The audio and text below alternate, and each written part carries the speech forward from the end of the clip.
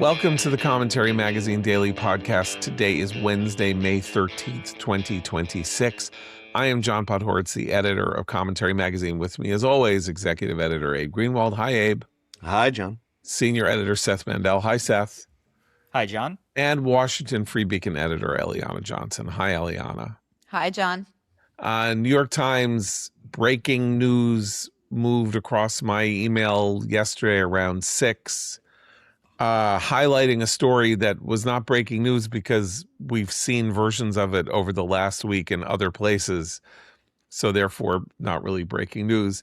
An intelligence assessment says that the damage done to Iran's ballistic missile and nuclear program was much less serious than President Trump and Secretary Hegseth have led us to believe, that 30 of 33 ballistic missile sites are not fully destroyed, some so they could threaten the Strait of Hormuz, and the access to the nuclear materials has not been completely cut off forever.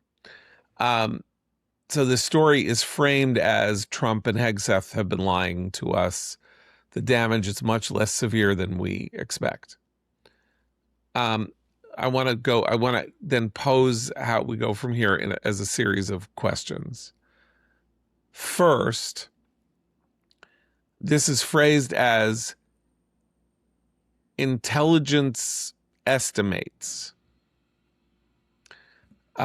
We have a series of different intelligence agencies within the United States government.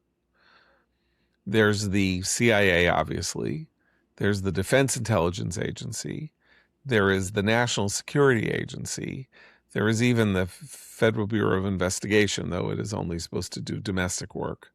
And there may be a couple of others that I don't know, including the Men in Black and the IMF, that Tom Cruise works for. I mean, whatever. There's lots of letters that involve thousands, if not tens of thousands of people involved in intelligence.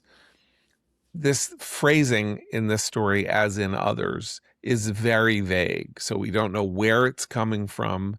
We don't know how widespread the opinion is that is expressed in it, whether it is a consensus view of people inside an agency, whether it is one guy on a desk who is talking to people, whether it's a senior official who is hiding his identity and therefore is, significantly credible to the reporters who are hearing him. But the Washington Post published stuff like this, Reuters published stuff like this over the last week or so. So that it is an intelligence estimate of some sort. How, if you're saying baseline credible, the president says we've, won the military victory, and Hegseth says that, and then this intelligence estimate says, wait a minute, how do we evaluate I think we're supposed to evaluate the intelligence estimate on the basis of the fact that the reporters who reported it are very confident in the phrasing of the wording that they use about how, and use very specific numbers, 30 of 33 missile sites and this and that. So we're supposed to take the credibility of the New York Times and the Washington Post as a stand-in for how credible we should take this report, because they don't express much skepticism or question the validity of the report, which in previous eras you would have said, okay, that means they've got it dead to rights, or the CIA director told them himself but is hiding who he is or whatever. I think given where the contempt with which some of us now view the New York Times, we have reason to start from a position of skepticism. But Seth, where why has the New York Times done something to hurt its credibility, John? I guess I had missed that story. Yeah. Okay. Well, we talked about it yesterday, so you can go back and listen to yesterday's. Yeah. No. I think that first of all, I'm skeptical in general when I see reports of intel assessments on Iran's nuclear program, because they are, first of all, they're notoriously politicized, going back to 2007, which was the most famous example of it. 2007, when George Bush was president, there were people inside the intel community. The intelligence community is notoriously opposed. I mean, you don't say notoriously, you can say famously if you agree with it, whatever, but have well known that they have been opposed to military action against the Iranian nuclear program. Okay.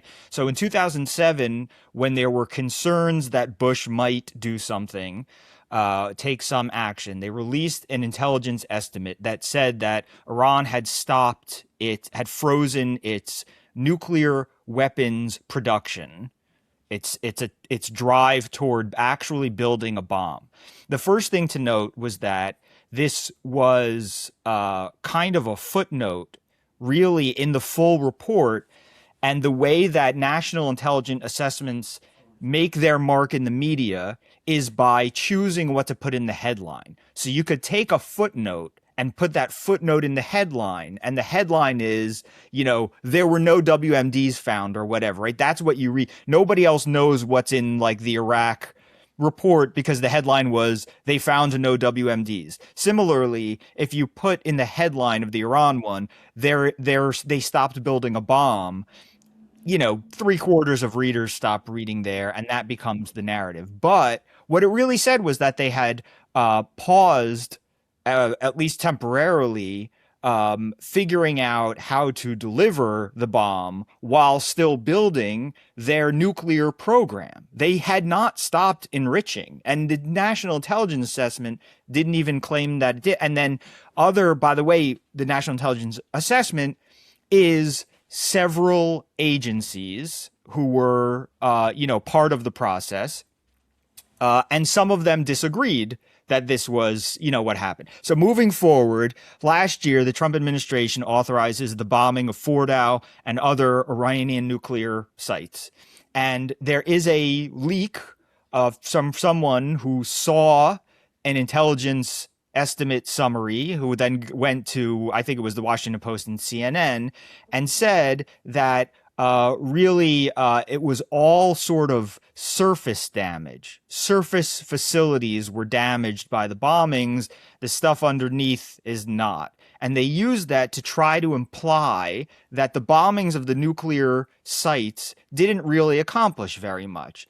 But in fact, they did, because they cut off electricity and oxygen to anything that was underground. They also destroyed some of the sites, and crucially, nobody disputed that they were that the U.S. was had gone far in destroying the means to build up the parts of a program. That's key.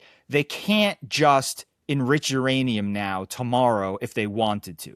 And likewise, the New York Times report that you're referring to says that they have retained. Wait, can I pause for a second, just so we can sort this out? You were first talking about a report about what happened in Operation Midnight Hammer. Yes. Last year, and now you're shifting to talk about. And now I'm going to shift to the night. Okay. Yes, that's right. And so this new report that we're talking about, damage, and now there's this report that says what? Right. And so the surface damage, I was saying, was a misleading way of describing what the hits that they had taken. This new report is a similarly misleading way to describe it, because in part it says things like Iran has retained 70% of its pre-war missiles, let's say, but it acknowledges that they're buried underground.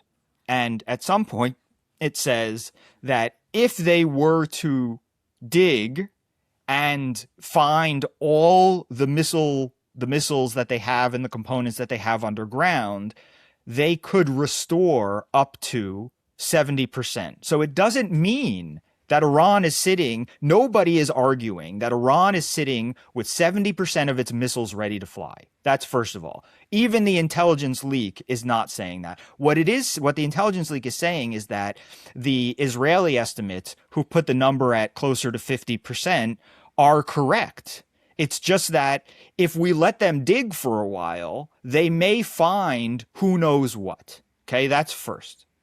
The second thing is that we have, for now, destroyed their ability to develop ballistic missiles. They, if we let them live on here, maybe they can build that back up. But the intelligence assessment is about missiles already created. It's not about the ballistic missile program that was the number one outside of the nuclear program. The ballistic missile program was the number one threat. Why? Because this was considered an existential threat to Israel, because the ballistic missile program was thought to be able to overwhelm Israel's Iron Dome defenses if, if fired enough. The ballistic missiles were also being given to Russia to fire on Ukraine. So Iran was a ballistic missile development hub for the two major wars that are going on in the world that the US is concerned with.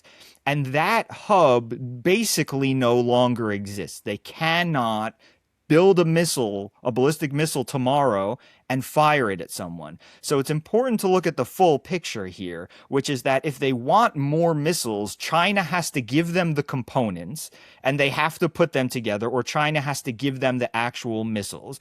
And that takes away from whatever else they want to use their time for. But also that if they want to recover the existing missiles that may or may not still be fireable, they have to go digging and they have to find the Afikoman. Okay, so I just want to put it in perspective that the intelligence assessment itself is not saying what a lot of people think it's saying. That's a great summary. Okay. Yeah, I think it's a great summary too. And I want to respond to both what Seth, you said, and John, you said. I think when your average news consumer reads a story that says intelligence assessment says, they don't quite grasp the vastness of, as John, you were saying, the breadth of these agencies. It's called the intelligence community for a reason. It's enormous, and there are always conflicting opinions within it. I want to note there are still intelligence agencies that maintain COVID came from a wet market. Does that mean that we think COVID came from a wet market? Is that the consensus intelligence opinion? No, it's not. And the thing is, you will always find takers for your particular politicized argument or framing of an assessment. You will always find some taker out there in the media, and I think that's what we're looking at here. So you have to be able to read through the lines, as Seth just did, to really get any sense of what, if anything, this means.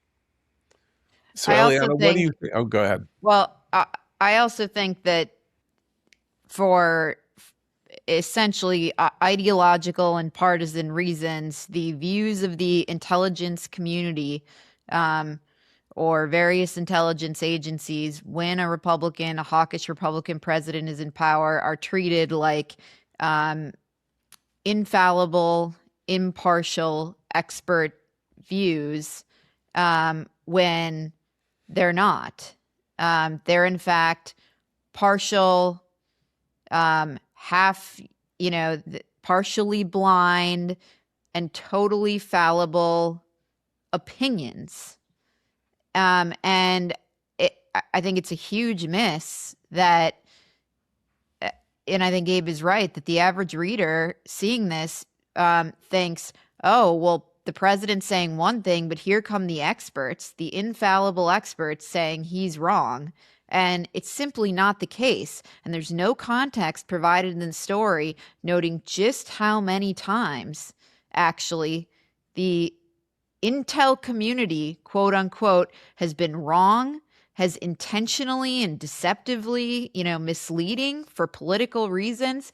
And I'm not sure there's any reason we should believe unnamed sources in the intelligence community, as opposed to the president or Senator Tom Cotton, a member of the Intelligence Committee in Congress, or anybody else. These are also partisan actors who told us that, that 51 of them came out and told us Biden's laptop was Russian disinformation, or that Iran was not building a nuclear weapon during the Bush administration, or that Saddam had nuclear weapons. There's some of the most consistently wrong people.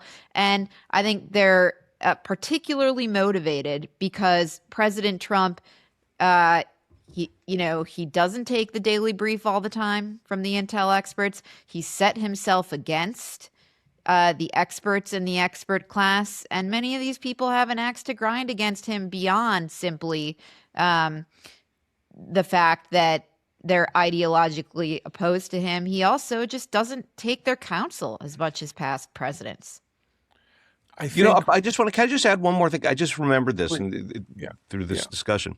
Does anyone remember in like 2014, 2015, a bunch of intelligence officials came out to push back on Barack Obama's saying that ISIS was contained and that and disputed the president saying that he wasn't properly warned, but they were contained They were the nevertheless. JV. Right.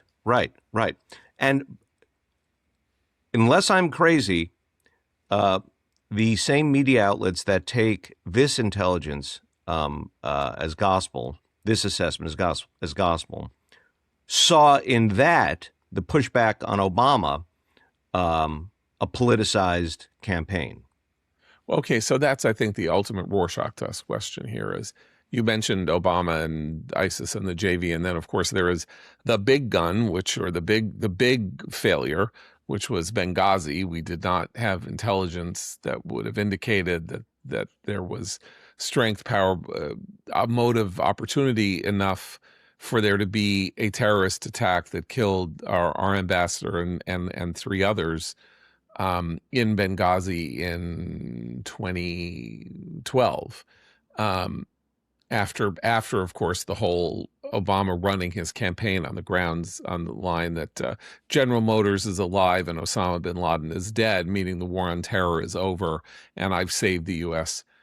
economy, that Benghazi was a huge intelligence failure that we know is an intelligence failure because the results were public for everybody to see. Clearly, they did not have eyes on the forces inside Libya that were looking to target and take revenge against the United States. I bring that up only to say that at any given moment, the intelligence community, which is very vast, has all kinds of conflicting actors. I'm sure there are people in the intelligence community, I think as your anecdotes might suggest, who are much more ideologically congruent with us, much more hawkish, or even, or MAGA or whatever, who, because they're made up of people, human beings who live in the world and have the political views that they have, who would be leaking in other ways, in other directions, including, by the way, those intelligence estimates. One other source I didn't mention is there are House and Senate intelligence committees. Those committees have staffers. Those staffers have, code level, signal level intelligence clearance. Could have come from them.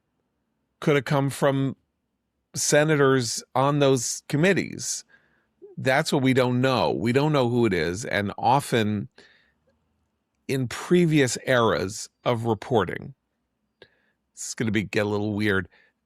If you could read stories in a Straussian fashion, which is to say you could read them more Talmudically, where there are surface details, but if you have enough experience and enough knowledge, you can peer through the surface details to see the architecture underneath, and that little bits of words and cues and things like that would direct you to understand what the ultimate source was, meaning it's from the CIA. It's from the director of the CIA who is talking on the deepest of backgrounds, or the head of the Senate Intelligence Committee who is talking on the deepest of backgrounds.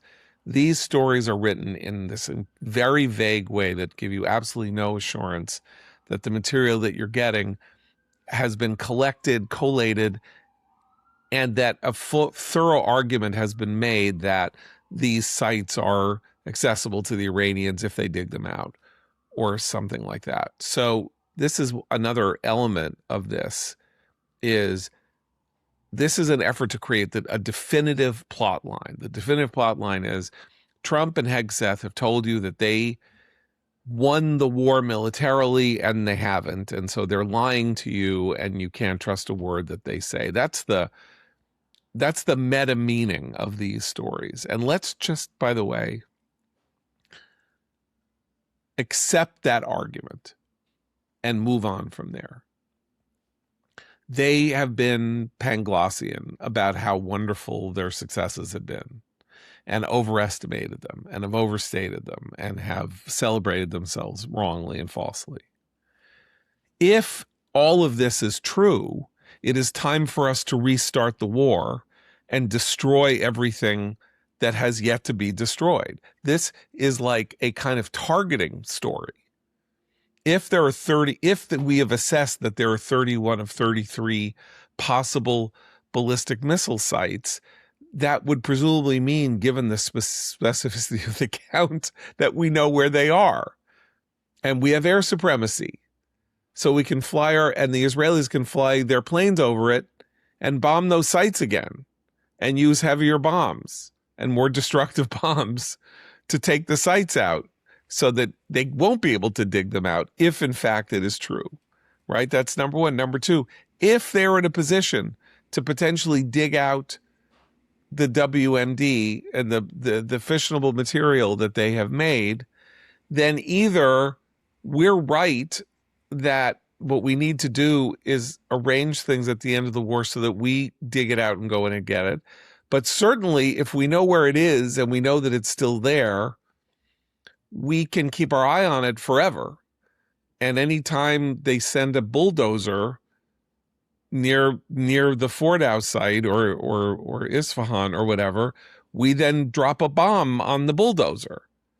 I don't see how any of this mitigates the need to go to continue fighting the war. They're not helping if their purpose is to get Trump to say, you're right, I screwed up, this was terrible, I'm just trying to cut a deal and run. Well, but John, it has the opposite effect. But they publicize this intelligence estimate alongside reports that the U.S. is so low on its own munitions, you see. So the full picture, according to places like the Times, is that Iran's got its full stocks and we're depleted. I mean, so it's a total mess is the broad picture that they're trying to paint. So we couldn't, which is what makes it, yeah. No. So we couldn't go back if we wanted to, because we're running dangerously low. Right, which is what makes the production part of it so key. We can produce more if we want to. They can't produce more if they want to. Again, the logic of the story flies in the face of our own eyeballs. I mean, let's say that unlike all military targeting in the 21st century, which we know has achieved a level of accuracy that other wars using air power since, 1914 have, the success rate on bombing in World War II was something like 25 to 50%. That is to say that we, the Allies and the Japanese and the Germans, wanted to bomb places and we missed more often than we hit them because we didn't have telemetry. We knew how to make a parabola. So we knew if you were going 300 miles an hour in a plane and you unloaded your bomb here, it would go on an arc and it would somehow try to hit over there. All estimates that we know are that our particularly American targeting, and I think Israeli targeting, have achieved a level of almost supernatural accuracy. We know where they're going. We know where they're going to hit. We know this. So we know this from Libya. We know it from everywhere. We know it from Israel's strikes. Israel is a kind of, what would you call it, like testing ground for modern advanced weaponry of this sort. And we know it from the Ukrainians, by the way. So the idea that our bombing runs were ineffectual, ineffective, didn't hit the targets in the right place in the right way and whatever over 6 weeks does not compute. This argument does not compute. We have gone from, oh, Iran had a whole card, which is that it could close the Straits of Hormuz simply by saying, we're going to close the Straits of Hormuz because we have the capability to strike your ships and therefore caused a crisis in international shipping. Right, which I think everybody sort of acknowledged the minute they did it. That's a pretty clever play, actually. Right, they're going to a sort of low tech. We can blow up your ship with a speedboat or whatever, so you better not come in here. To they have everything they had before the war, and now they're in a stronger position. Like, that's insane. That doesn't make any sense whatsoever. It would mean that we were just dropping bombs and they were falling in the Indian Ocean, and we lied about that. It doesn't follow that we didn't do massive damage, and it also doesn't follow about the ballistic missile program, because suddenly their missiles went silent. They fired several hundred missiles at Israel. They fired hundreds of missiles at the Gulf, and then, with the exception of a couple even of at moments, a European base or two in Cyprus and where, with the exception of a couple of moments in the last 3 weeks or 4 weeks, they have gone silent. So either they're husbanding the missiles that they have, which means that they have really been wildly depleted, or they don't have any left, or they're under rubble and they could dig them out. Then they would also have to fix them. Then they would have to fix the mobile launchers to make sure that they can launch them. So none of this makes logical sense, even if you hate the war and you're a pacifist, or you don't like the war, or you want Trump, you're Bob Kagan and you want Trump to lose. I don't know. It doesn't make sense. In fact, the story read, as I said it before, suggests that we have a lot more work to do. If you accept the premises of this story, we got a lot of targets to hit again. And we need to go back to the air to hit the targets in order for Trump to succeed in his aim of winning the war against Iran and reopening the Strait of Hormuz. Not, see, Trump lied to you, which is bad. If Trump lied to us, I wish he didn't. And we've all, I think, been skeptical of the triumphalist tone of something the day after the war started, him saying we won the war. Well, if that's the case, then we wouldn't still be at war. But nonetheless, here we are. So, Eliana, politically, where do you think this goes? Who's going to use, how will it be used politically on the Hill or on MS Now or whatever? Well, those are two very different things. I'm not sure this will really change the political calculus. I mean, this is what the Democrats and the left have been saying. It adds a quiver to their arsenal, but this has been the defeat caucus from day one. They've been saying quagmire from day one. I'm not sure this really changes very much. And I think the only thing that's going to change the narrative is the president finding a way to remove the nuclear material, to offer a definitive answer, which is removing the nuclear material from Iran and resuming Project Freedom to reopen the strait. A New York Times story saying, and demonstrating definitively that this story, what's printed here, is not the case. Okay. Let's move to something fun. And by fun, I mean disgusting and weird and crazy, but fun anyway, because we're moving into something a little less serious. As Matt Cotney would say, his least favorite congressman, Thomas Massie, is up for the primary in Kentucky involving Thomas Massie, the anti-Semitic and anti-American Republican congressman, is next week, and Trump has targeted Massie for defeat. And Massie has said that he's a robot of Netanyahu, and the Jews control the weather, and I don't know whatever else he said that has been disgusting for his entire career. But Trump made it clear that he wants Massie gone, and so there is a primary, and Eliana has been enjoying watching the primary story develop. You want me to summarize this latest Please. delicious drama? Please. So the primary between Massie and his opponent, the former Navy SEAL Ed Gallrein, is on Tuesday. And in the closing days of this race, a woman by the name of Cynthia West comes forward and says that she began a romantic relationship with Massie 2 months after his wife of 30 years passed away. That Massie helped get her a job in Washington, D.C. She was not living there at the time, and she moved to D.C. to date Massie. He got her a job in the office of Representative Victoria Spartz, a Republican congresswoman, and that when the woman broke things off with Massie, just 6 weeks later or so, Massie offered her $5,000 to drop a wrongful termination complaint because she was terminated in short order from her job with Spartz, which was secured for her allegedly by Massie, so that the two could carry on.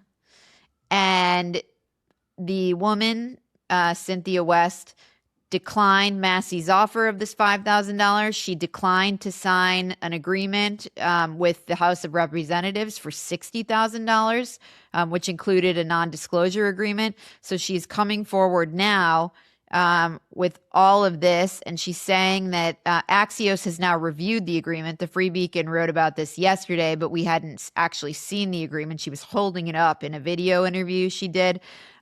So she told Axios that she broke her silence about this because she thought it was hypocritical of Massie, who led the charge with Ro Khanna for transparency around the Epstein files. And listeners may know how much I disliked that initiative and how wrong I thought it was. And so she thought that was so hypocritical. She's bringing transparency to Thomas Massie's personal life and bringing forward these documents and talking about her relationship with him. And so I was joking with these guys before the podcast that it goes to my theory that anti-Semites are not just, the fact that they're anti-Semites means they're not just bad people for being anti-Semites. It usually bleeds into other aspects of their life. They're usually garbage people. You find evidence that they're garbage people in other aspects of their life. So here we have it on display with Thomas Massie. Well, at least Thomas Massie isn't hunting 17-year-olds like other former congressmen and one-time near attorney general appointees. Well, he's another proof point of my theory too. That's why I'm bringing it up. So Massie, if in the annals of how you rank people whose personal behavior anti-Semites, at least in this case, is maybe in the number 2 position, below Matt Gaetz. But we have many others. Of course, low bar, John. Very low bar. I mean, the low bar. Grant you that bar it's a low is bar. In the basement. Yes. Well, the key also, the key with Massie, I guess, is that Trump hates him, and so at least you have the head of the party turning against the anti-Semite, right? That's a really important aspect of this, is whether or not Trump can stand the person. They may be a bad person. Some bad people Trump can stand, keeps them in the fold. Some terrible people he really can't stand. He couldn't stand Marjorie Taylor Greene. He can't stand Tom Massie.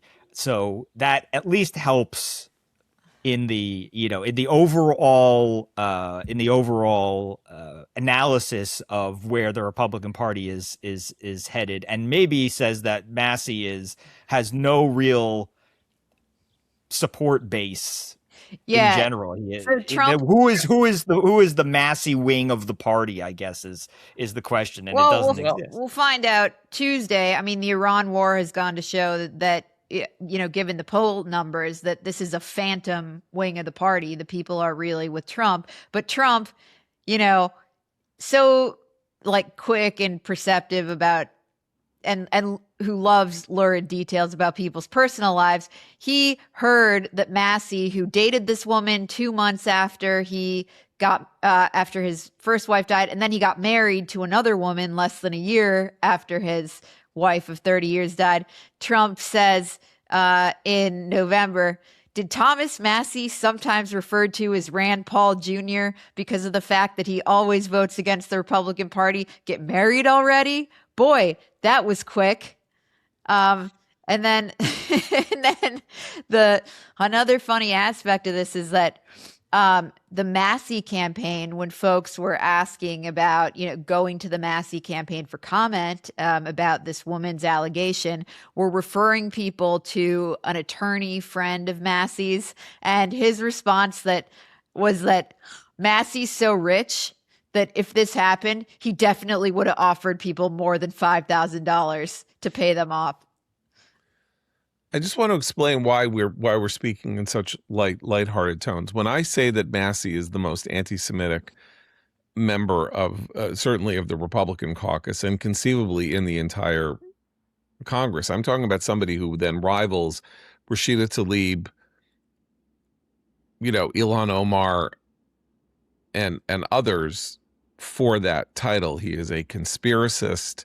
He is a person who talks about financial perfidies and evil Jewish money and stuff like that. He is a old line, down the line anti-Semite. He hates us, and we are therefore not only understandably loathing of him, but like almost as a matter of conscience. What is most important to us, we wish to see him eliminated from public life, not from life, but from public life. This has been a long-standing hope and conviction, and that he finally got to a place where Trump couldn't bear it either, is an interesting point. And I also want to point out, though, I'm now John, can I just give be specific about this? Yeah. I mean, there have been multiple House resolutions condemning anti-Semitism, and Massie is the single vote against these House resolutions. He's not exactly subtle about it. Right.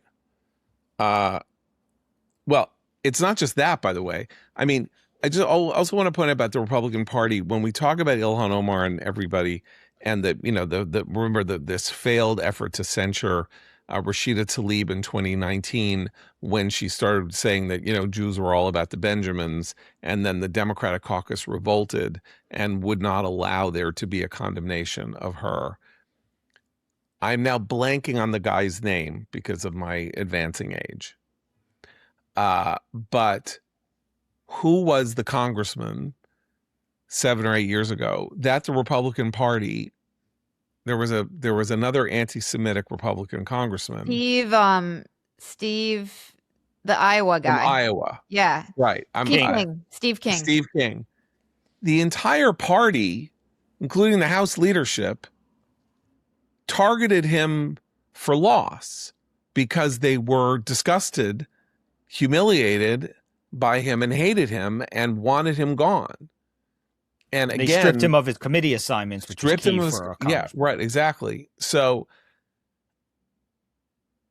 I am, I just want to say, like, the GOP has been taking care when it has the opportunity to of its anti-Semitism problems. And the Democratic Party, not only isn't it taking care of its anti-Semitism problems, it is now, as Sheryl Sandberg might say, leaning into its anti-Semitism problems. Sure, Graham Plattner's fine. No, he's not a Nazi for having a Totenkopf tattoo. Sure, this candidate wherever is saying horrible things about Israel and then eliding it to Jews. Hassan That's Piker. fine with us.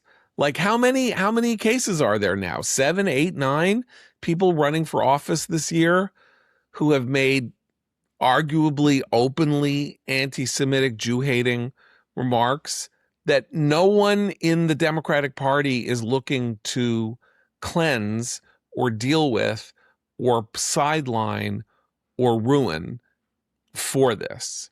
They are worried, properly, understandably, that this is where their base is going, and they do not want to be put in a position where they are crosswise of their base. And for the Republican Party, for all of its many sins, and they are many, and we have been vocal about them forever, this has been a very stalwart in the realm of the official party here. I'm not talking about, the podcast pros and stuff like that. Matt Gaetz was an enemy of the House leadership in part because of this, although he moved much further in that direction. Massie, others. I mean, this is a real thing that the Republicans are taking care of business on, and the Democrats are now moving essentially to become apologists for. People sort of have to take note of that, I think. I mean, you can or you can't, but I mean, if it matters to you, it matters to you. Speaking of which, right. It also matters. One of the reasons the leadership matters is because when we saw the primary fights among Democrats a couple of years ago over this stuff, the Israel issue would get folded into this person doesn't care about their district, right? Jamal Bowman is obsessed with a conflict 6,000 miles away. He's not taking care of you. And a Democrat can run against him in the primary and say that.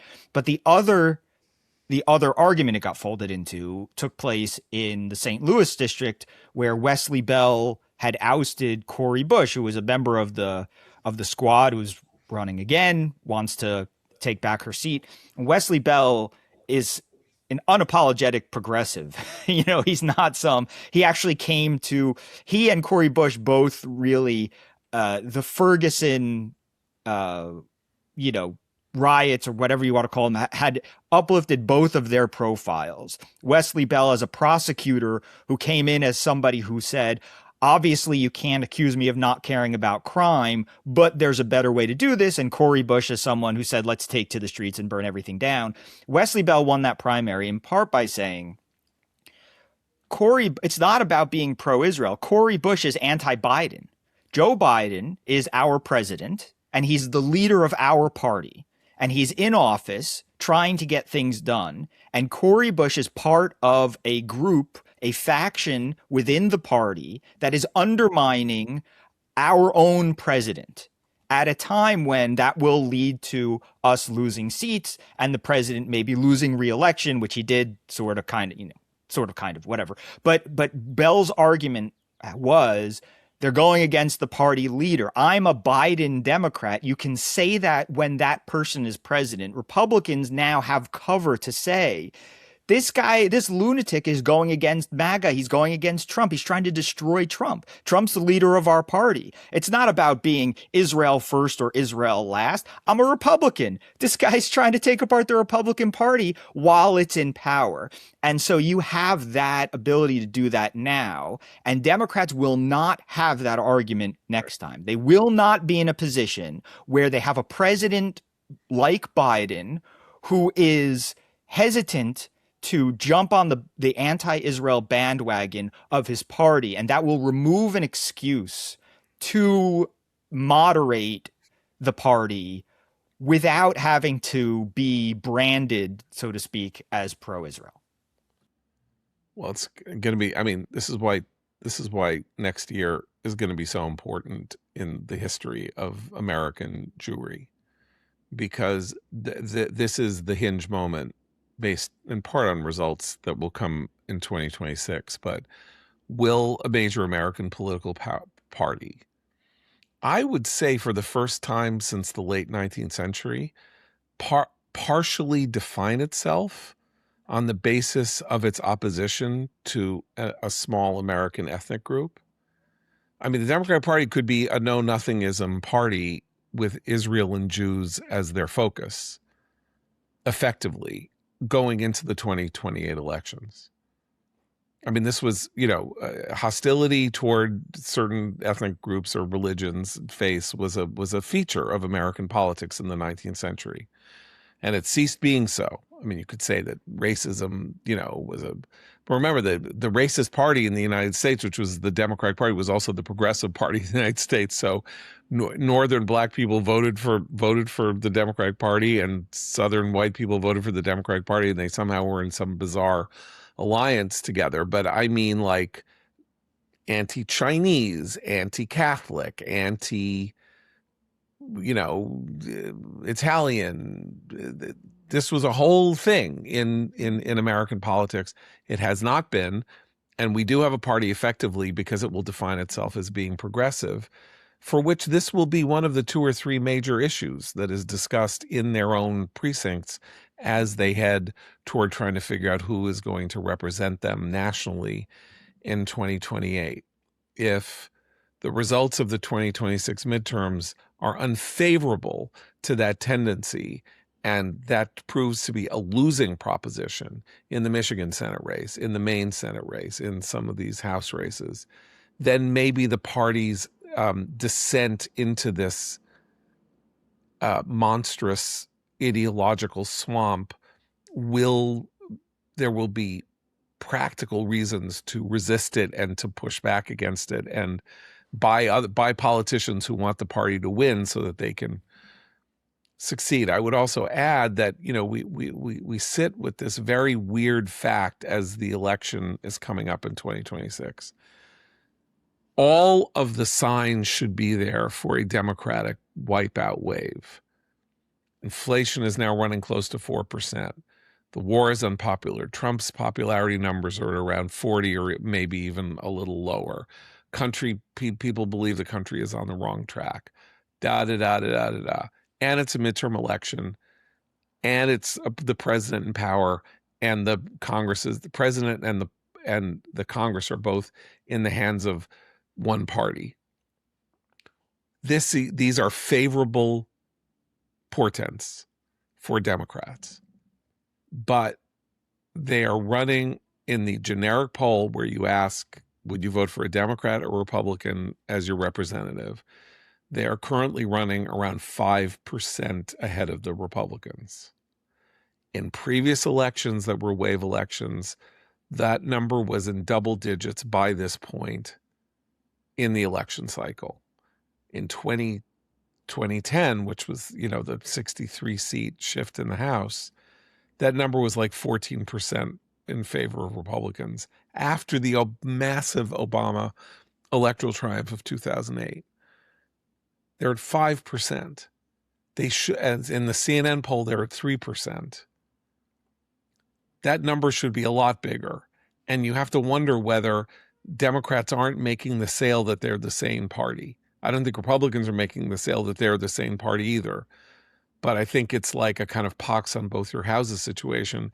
And I don't know, but I hope that it's the Totenkopf tattoo and the Muslim Brotherhood candidate in Michigan and others that are creating the emanations in the public at large that say, I don't want them either. Maybe that's a wishful, we should also be clear that because those are Senate races, that could be the difference between Trump's next 2 years just being impeachment and Democrats, controlling everything or not. I mean, in other words, the Democrats may even if they're shooting themselves in the foot, they can still win the House. But the Senate has these high profile races that they need in order to win the Senate from Republicans. The wave has to include them winning Michigan. Right, that sort of thing. It's not a wave if they don't win Michigan, right? So that is part of it, which is that they could still claim victory in the House, but functionally, these candidates could be the difference between them taking the Senate, and therefore make a huge difference in the politics of the next couple of years. Well, yeah, I just think the results are what matter here. And like, you would think that Democrats should win 40 seats in the House based on the atmosphere. Now, maybe that's not structurally possible. We haven't even talked about the redistricting fiascos of the last couple of weeks and last couple of months. But, and maybe there just aren't that many seats that they can win based on how the composition of the national map is. But that's what should be in the air.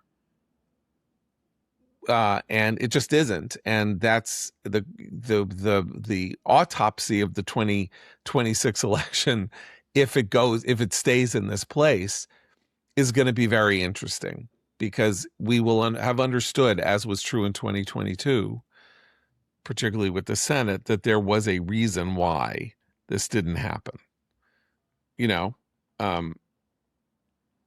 That Trump helped get nominations for people who are so wildly inappropriate for the Senate that they had to be rejected, for example.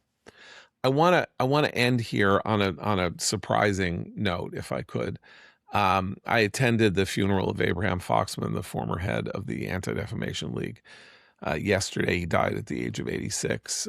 He is the father of a dear friend of mine, along with somebody I've known for many years, as every Jew in America has sort of known Abe Foxman. He was the last of his kind, the last sort of American Jewish communal leader who had a kind of independent standing and people knew, and had a kind of public profile that was important, and he wasn't just a sort of functionary.